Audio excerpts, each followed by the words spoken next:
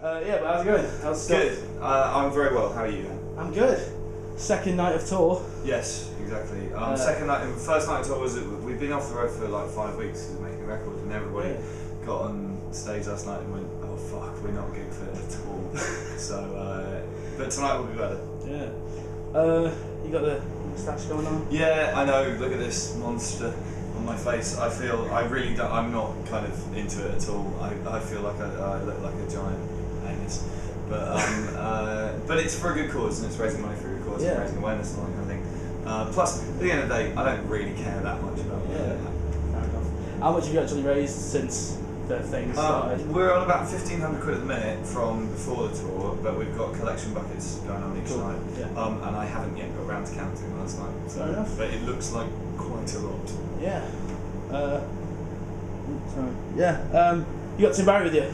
Yes. Which is something you've been telling me about for absolutely ages. Yeah, I know. Well, I feel like I've been meaning to give him a tour for ages, and it's finally worked out.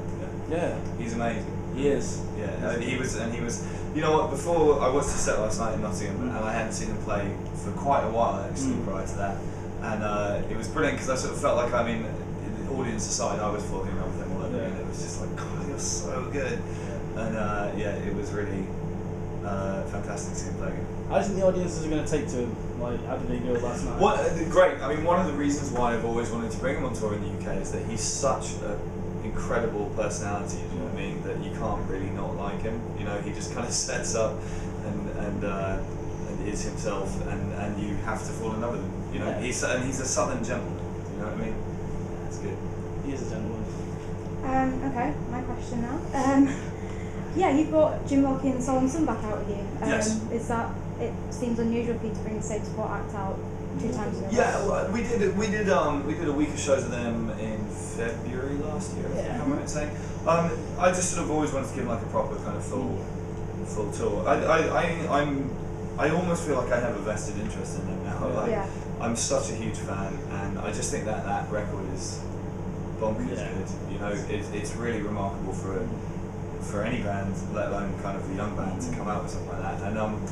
And I just think they have potential to go really far, and it's great to bring them on the tour and introduce people. It's really fun as well because they're so excited about everything. Do you know what I mean? Like and it's like them and Tim almost are like polar opposites. Tim's done everything 1,000 times, whereas they, like on the first day of the tour, they saw that their name was on the laminates for the tour, and they all completely lost their shit, and it was like, right, okay, fair enough.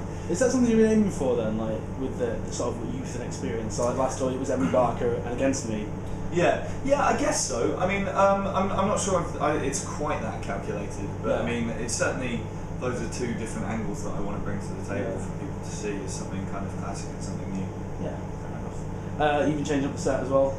Yeah, we've been trying to bring in some new stuff, and the other thing as well is that quite often on any given tour I'll do, like, there'll be kind of, it's not the same every night, but a structured set list and with little bits that swap in and out.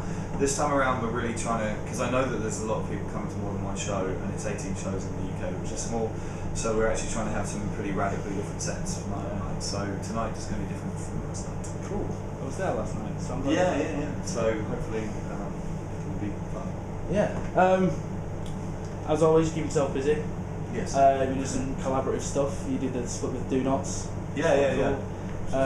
And the split with Franz Nicolai as well. That's just been released. Yeah, which I was really happy about. Partly it was great to be on the same thing as Franz, but also it was really that whole kind of fest split thing that they do, Asbestos Records, is it's 2 bands both covering the same artist, and it's every year it's always Jawbreaker. Do you know what I mean? Or Leatherface or whatever, which is cool, and I like those bands, but like, me and Franz have a common interest in vaudeville and circus and musical and stuff like that.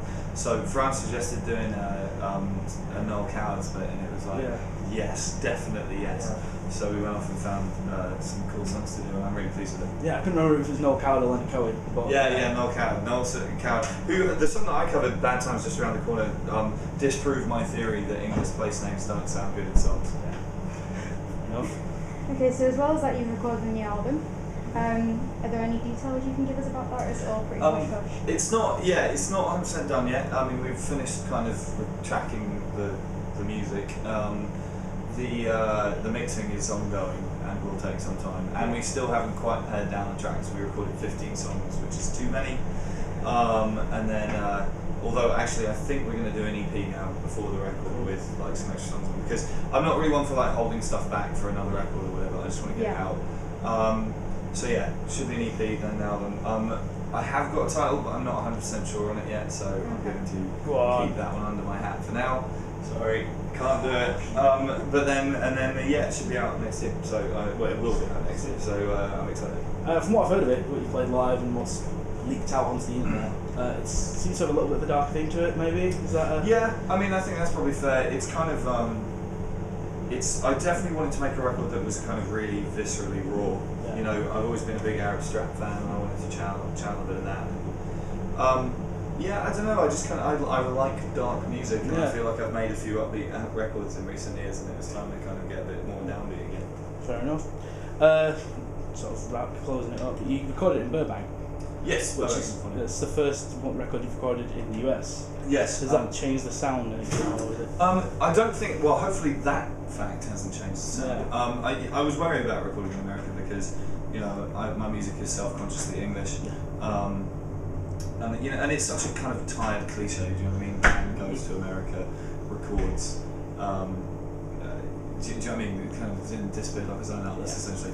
Didn't want to do that, but I really wanted to work with Rich Costy. He's an amazing producer, and he wanted to work in Barlow, so we went to him. But it's not, you know, I haven't started singing with a Yank accent or writing songs about kind of Cadillacs. You know what I mean? It's not like that. Fair enough. So what's next then? More touring, more Mongol Horde? More touring. Mongol Horde will happen as and when I have time to do it. When that will be is kind of an interesting question. I've no idea, really. But we're gonna, yeah, I mean, basically with the new record, there's gonna be a whole ton of touring in the road and singles and promotion and all this bit. You know, the circus starts again, basically. Fair enough. Yeah. Awesome.